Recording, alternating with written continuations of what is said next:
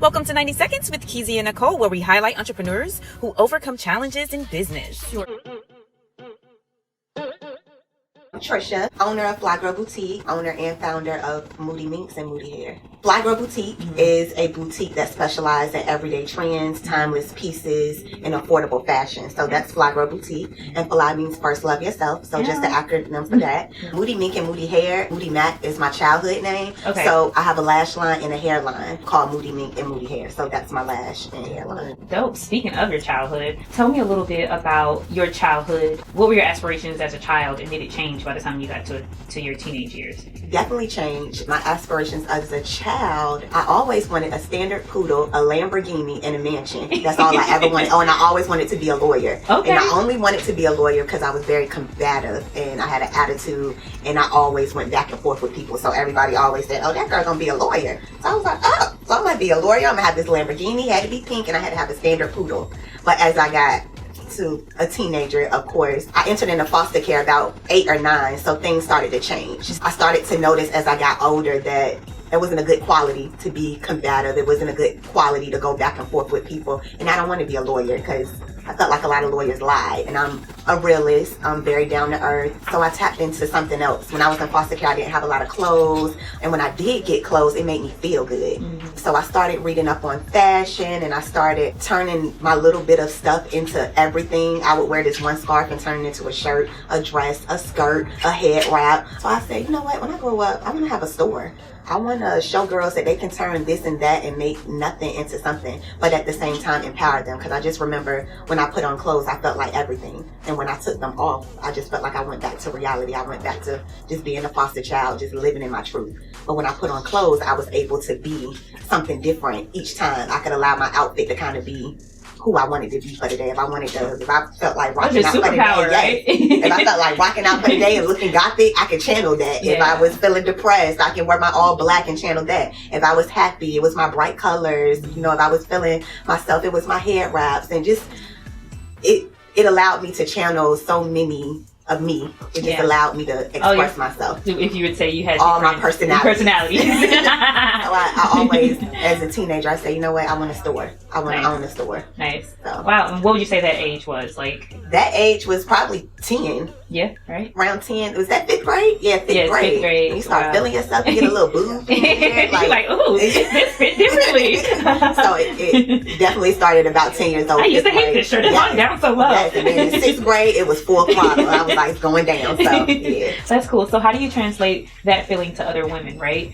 So, like, women, oftentimes, we struggle when it comes to our different mood swings, right? Exactly. How do you transfer how you use clothing to, your clients? I make them own it.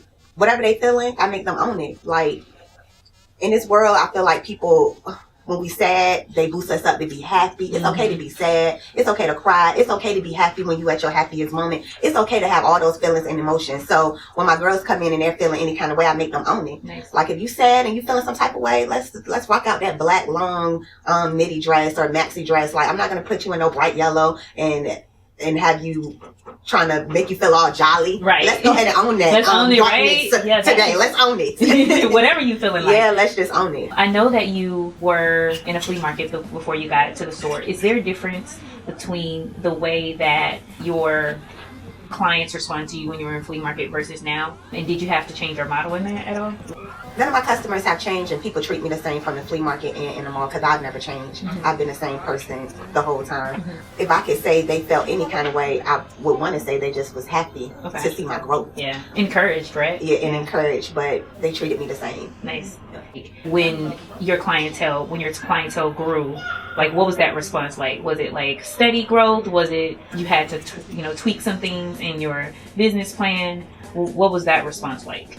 I tried not to tweak anything because I understood that's why I was getting a following. My prices were low. Okay. So prices haven't changed that much. Okay. In the flea market, I think it was $20 and under. Now it's $25 and under. To be whatever mood you want for the day. Exactly. Nothing has really changed. Yeah. Like, I just feel like my customers are excited for me, just happy for me, and that's it. Like, nothing has really changed. I feel like as long as I stay me, they'll stay them. And I feel like girls, they see real, they real recognize Absolutely. real. So as I grow in my career, I'll get more following because I'm just me. Like, right. It's easy, right? There's nothing stressful about just being beautiful. you. It's beautiful. I'm being me, and I've been able to have a steady flow of customers from being me. Mm-hmm. And as I grow in my career, just more girls just gravitate to me for just being me. Just being you. So. Yep. How do you want to be remembered? When someone says Fly Girl Boutique, you know, Trish, how do you want them to remember you? Alive, free-spirited, giving, supportive, encouraging, a realist, moody. Do what you want. Yes, and very empowering, very bossy. Just a boss, but a good boss. Yeah. I just want them to remember that, a good boss. Like, Nice. Who's your biggest supporter that you would say? my husband. Your husband? How so? I can be being a crybaby, and he supports me all the way. He uplifts me. Before you had him as your supporter, did you have any supporters? I did. And do you remember what it felt like when you didn't have support? And did you realize immediately that he was that support that you always wanted, I'm assuming? I don't want to say I never had support, because I'm sure it was people that was... Rah, Trish? Yeah. But for as long as I can remember, he's been the strongest. Okay. The rah-rahs was louder. Rah. The rah-rahs was a lot louder. When I say he is my number one cheerleader, he's my number one coach. He's my number one teacher. He's my husband is 11 years older than me. Okay. So nice. He's always...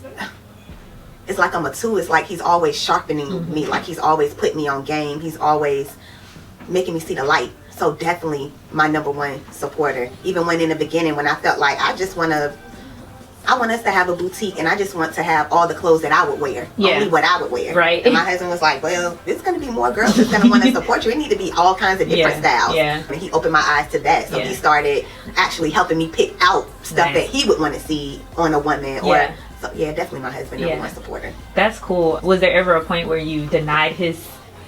I'm still denying, like, today. Like, it'll be stuff I'd be like, wait a minute, no.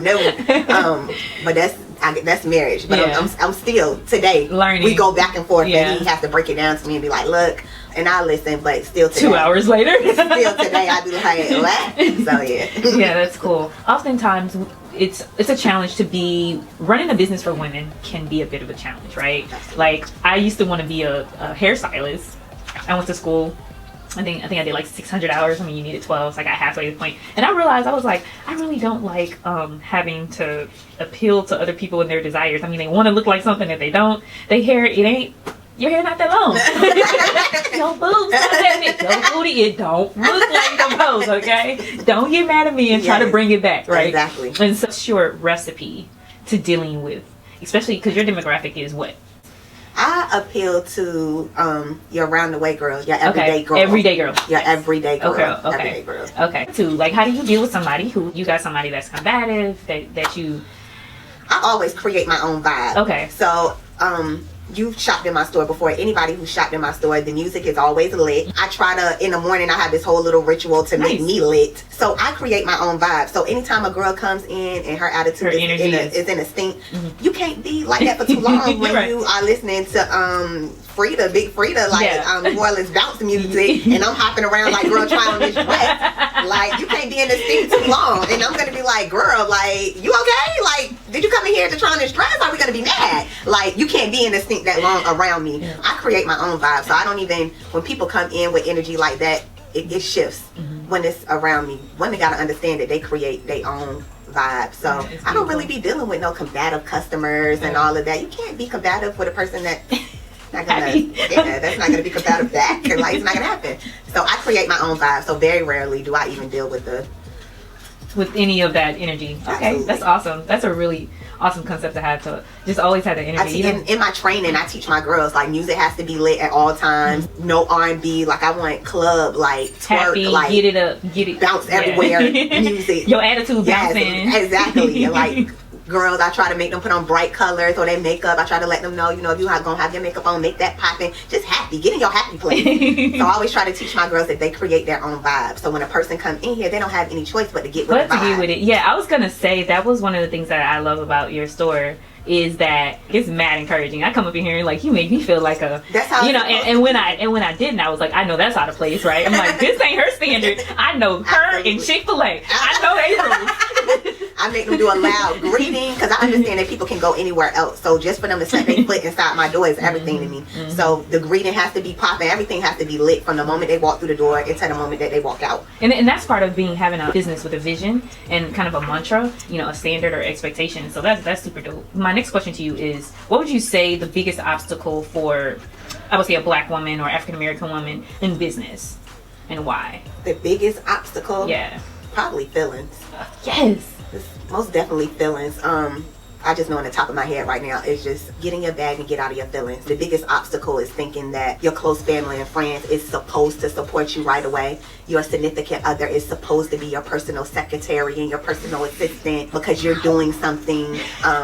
They wasn't born to do hair. They don't have to help you lay your hair out to braid hair. They don't have to pull looks for a fashion show. You know, they don't have to do that. They're natural born plumbers and electricians. So feelings, going on rants when things aren't going your way. When things are not going your way. Trying to be irritated. Yes, that's feelings. Feelings is the number one. As we play the song Feelings. Feelings. It's best to get out of your feelings, sis. Get out your feelings. Feelings. Have you achieved your biggest goal? If so, how? No. I don't think ever in life. My goal is to empower as many women while dressing them and making a small coin. Okay?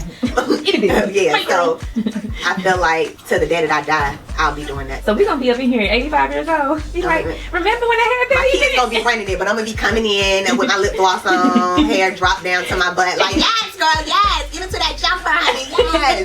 So that's yes, exactly. So that's my main goal in life is to really open up as many boutiques as I possibly can. And my motto, first loving yourself, pouring that to each woman that I meet and teaching other women that work for me to pour it into other women. So I just feel like that's a lifetime goal that I'll never get finished achieving. Nice. So can you tell everybody how to get in contact with you or you know, just the general information about your business as well as all of your social media? Absolutely. So Google Fly Girl Boutique. Rate us. Letter number 5. Google us. Fly Girl Boutique. Follow us on Instagram, Facebook, all social media, Snapchat, Twitter. Fly Girl Boutique, just the way that it sounds.